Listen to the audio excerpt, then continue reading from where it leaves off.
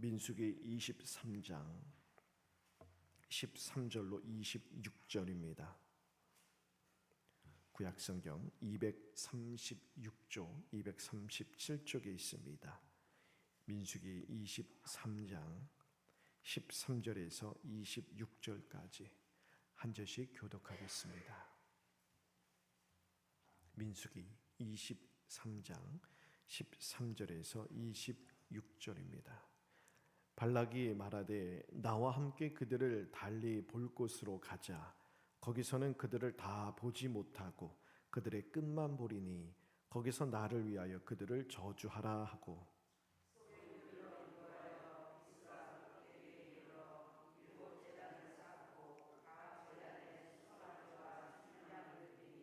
발람이 발락에게 이르되 내가 저기서 여호와를 만나 뵐 동안에 여기 당신의 번제물 곁에 서소서 하니라.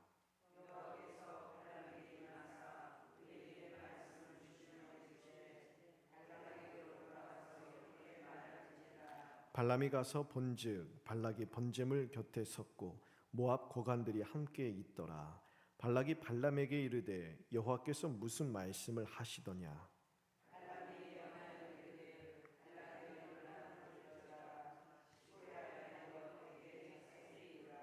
하나님은 사람이 아니시니 거짓말을 하지 않으시고 인생이 아니시니 후회가 없으시도다.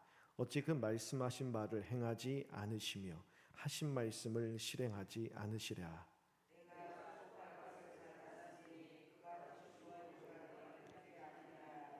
야곱의 허물을 보지 아니하시며 이스라엘의 반역을 보지 아니하시는도다. 여호와 그들의 하나님이 그들과 함께 계시니 왕을 부르는 소리가 그 중에 있도다.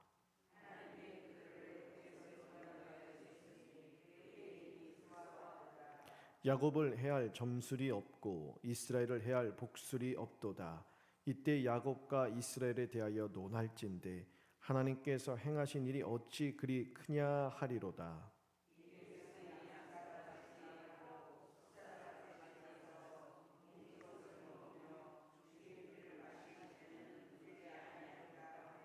발락이 발람에게 이르되 그들을 저주하지도 말고 축복하지도 말라.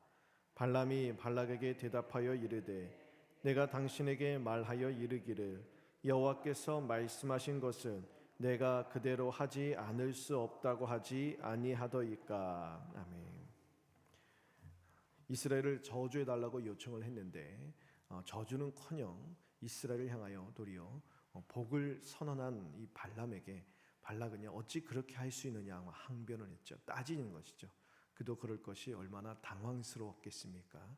그런데 발람은요 여호와께서 내게 주신 말씀을 나는 말하지 않을 수 없다라고 분명히 이야기하지 않았는가 그렇게 항변합니다.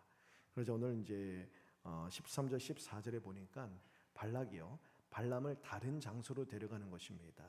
어디로 데려가느냐? 소빔들로 데려가 비스가산 꼭대기로 데리고 가는데 그곳으로 데리고 간 이유는요 이제 이스라엘을 전체 다 둘러보는 것이 아니라 일부분 끝자락만 볼 수 있는 지형으로 데리고 간 것입니다. 왜냐하면 장정만 60만 명 다 합히면 200에서 300만 명 어마어마한 무리들이잖아요. 산 꼭대기에서 그들을 딱 둘러봤으니 내려보니 그들의 전체 이 많은 수의 위용에 어떻게 보면 주눅이 들었다 생각한 것이죠. 겁을 냈다라고 생각한 거예요. 그래서 저주를 하지 못하고 오히려 복을 선포했도다 그렇게 생각을 한 것입니다. 그러니 이제 다 내려다보지 않고 일부분 끝자락만 볼 수 있는 곳으로 데려가면 아주 거침없이 저들을 향하여 저주를 외칠 수 있겠다 생각을 했던 것입니다. 그래서 비스가산 꼭대기에 가서 앞에서 했던 것처럼 7제단을 쌓는데 다시 한번 말씀드리면 7제단이라고 해서 이것이 성경적인 어떤 근거가 있는 것이 아니라 그저 이방 풍습일 뿐이고요.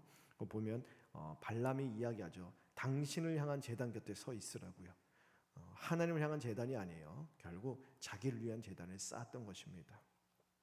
16절에 하나님께서 발람에게 나타나셔서 발락에게 가서 이렇게 말하라 말씀하십니다. 그리고 이제 발람이 발락에게 가서 하나님께서 주신 말씀을 외치는데 어떤 말씀이냐? 19절에서 24절까지 나오죠.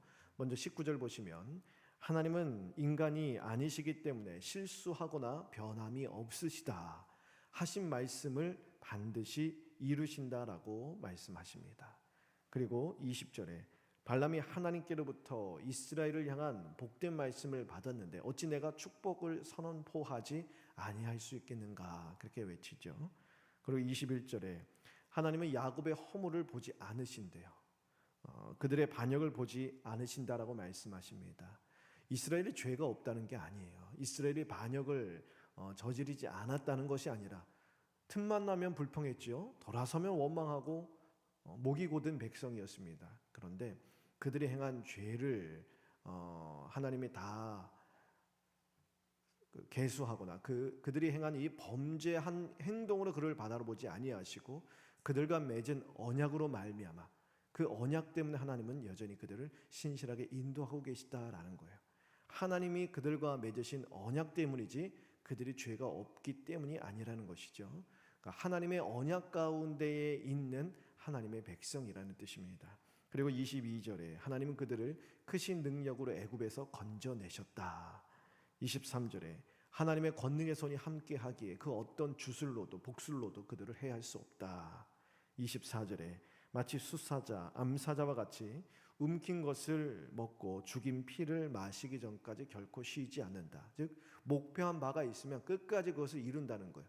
그들이 하고자 하는 그런 정한 바가 있으면 그건 반드시 이루어진다. 그들이 목표하는 것이 무엇이겠어요? 이스라엘이 지금 목적으로 삼고 있는 것, 목표하는 것, 가나안 땅 들어가는 거예요. 그들은 이 광야 땅, 모압 땅을 지나가는 것뿐만이 아니라 그들이 원하는 대로 반드시 가나안 땅에 들어가고야 말 것이다 말하는 것이죠. 25절에서 26절에 보면 원치 않은 예언을 들은 발락이요 이제는 발람에게 그 입을 다물라고 합니다. 저주든 축복이든 아무 말도 하지 말고 그저 입을 다물라. 그러자 발람이요 내가 여호와께서 주신 말씀을 말할 수밖에 없다고 하지 않았는가라고 항변을 하지요.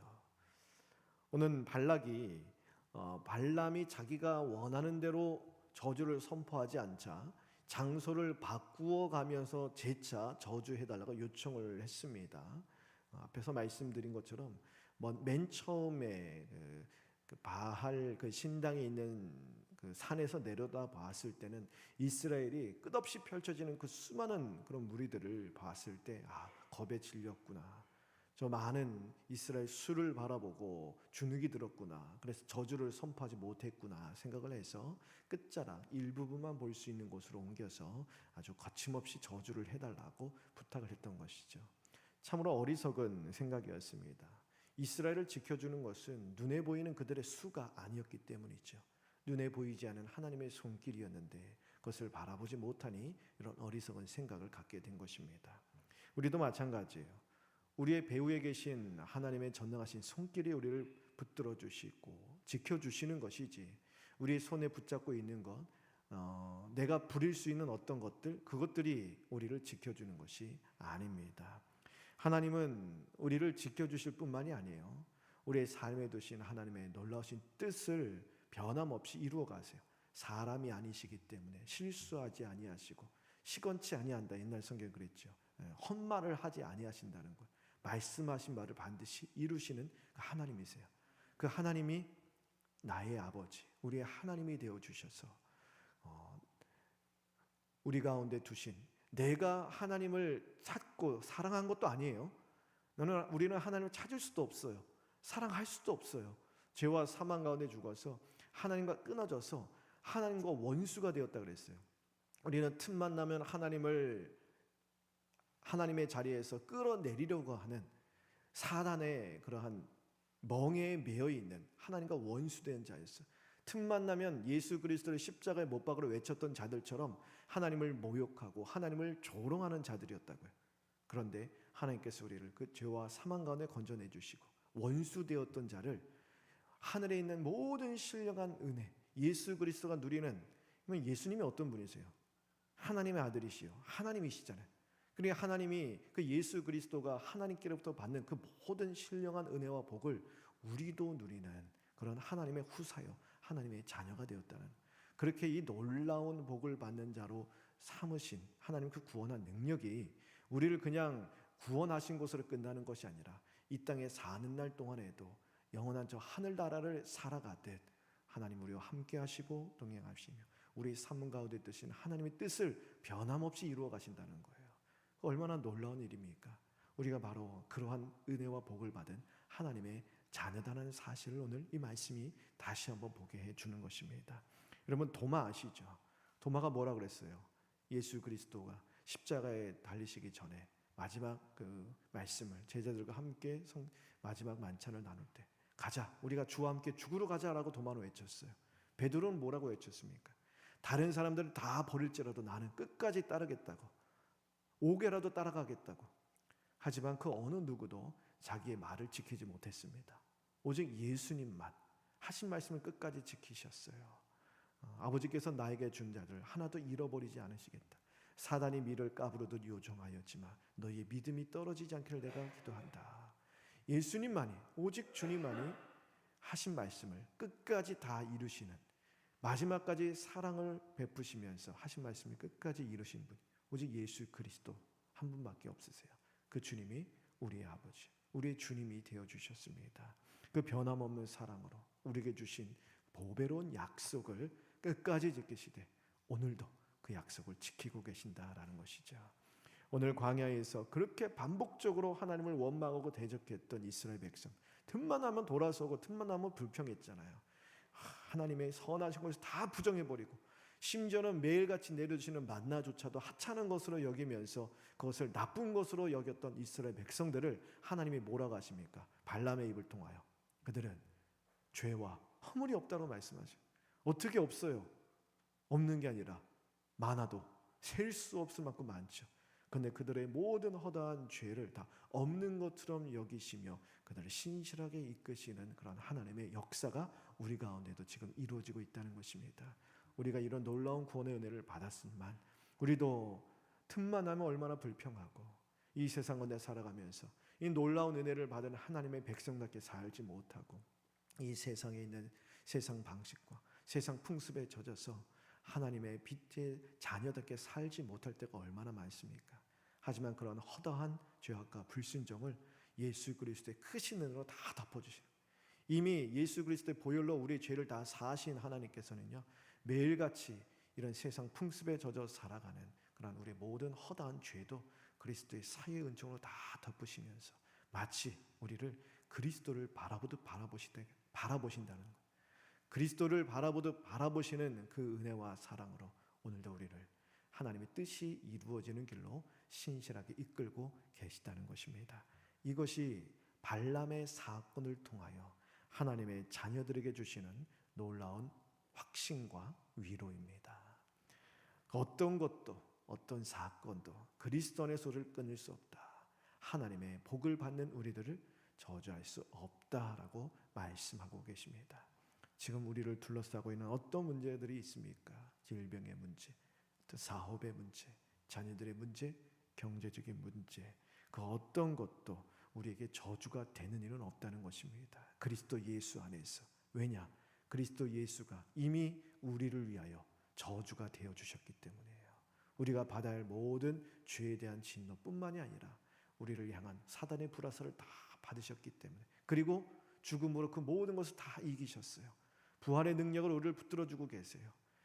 우리 눈에 볼 때는 우리가 감당할 수 없는 일들, 우리가 기대하지 않은 바, 우리 능력으로 해결할 수 없는 일들이 많이 닥쳐올 수 있지만 그 순간에도 부활의 능력으로 죽음을 죽음으로 이기신 그런 권세로 우리를 붙드시는 예수님이 우리와 함께 하시며 우리 삶에 두신 뜻을 이루고 계시기에 우리는 낙심하지 않을 수 있다는 것입니다. 모든 눈에 보이는 악한 것조차도 선한 것으로, 복된 것으로 바꾸신다는 그 진리의 말씀을 우리는 붙들고 다시 하나님 앞에 설 수 있는 것입니다. 하나님은 오늘도 우리를 당신의 생명사기로 고이 싸서 머리터나 상하지 아니하는 하나님의 뜻이 이루어진 길로 우리를 인도하고 계십니다. 그의 구원의 복락을 우리가 이해하고 믿고 확신한다면 우리의 능력을 벗어난 그러한 일들 가운데 사로잡히지 않고 불안해하거나 염려하지 않고 오늘도 우리에게 주신 삶을 주님 주신 믿음으로 힘있게 살아낼 수 있는 것입니다. 오늘 이 말씀 붙들고 오늘 하루 우리에게 주신 삶을 이 믿음으로, 이 은혜로 힘있게 살아가게 되길 바랍니다. 우리가 하는 찬양의 가사 있잖아요. 내가 믿고 또 의지함은 내 모든 형편 아시는 주님, 늘 보호해 주실 것을, 옛날 찬송은 돌보아 주실 것을 확실히 안다라고 고백하죠. 오늘 이 고백처럼 우리의 모든 형편 아시고 쓸 것을 채우시고 도우시는 그 하나님과 함께 오늘도 하나님을 찬양하며 살아갑시다. 여러분, 이 노래는요, 세상이 부를 수 없는 노래예요. 이 찬양은 세상이 알 수 없는 찬양이에요. 오직 하나님의 자녀들만 부를 수 있는 찬양이요, 고백입니다. 이 고백을 주신 하나님이 나와 함께 하신다는 사실을 붙드시고 오늘도 하나님의 그 지팡이와 막대기로 우리를 인도하시는 이 생명의 길을 주님과 함께 믿음으로 걸어나가는 저희 모두 되기를 간절히 바랍니다.